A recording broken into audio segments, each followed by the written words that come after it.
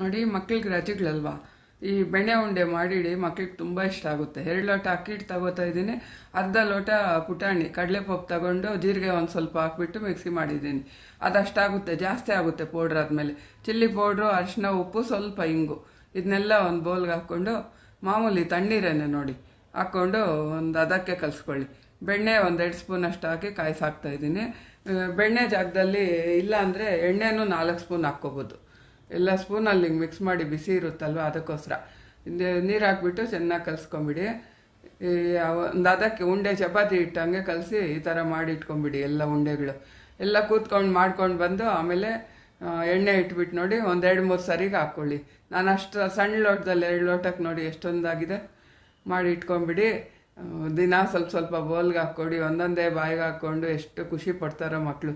ಈ ಲೋ ಫ್ಲೇಮಲ್ಲಿ ಇಟ್ಕೊಂಡು ಮಾಡಿ. ಎಣ್ಣೆ ಕಾದ್ಮೇಲೆ ಹಾಕ್ಬಿಟ್ಟು ಮತ್ತೆ ಲೋ ಫ್ಲೇಮ್ ಇಟ್ಕೊಂಡು ಮಾಡಿ. ಇಲ್ಲಾಂದರೆ ಮೇಲೆ ಮಾತ್ರ ಫ್ರೈ ಆಗುತ್ತೆ, ಒಳಗಡೆ ಇಟ್ಟಿಟ್ಟೇ ಇರುತ್ತೆ. ಈ ಥರ ಸಣ್ಣ ಸಣ್ಣದಾಗ ಮಾಡ್ಕೊಳ್ಳಿ, ಚೆನ್ನಾಗಿರುತ್ತೆ. ಇಷ್ಟ ಆಯ್ತಾ ಆದರೆ ಲೈಕ್, ಶೇರ್.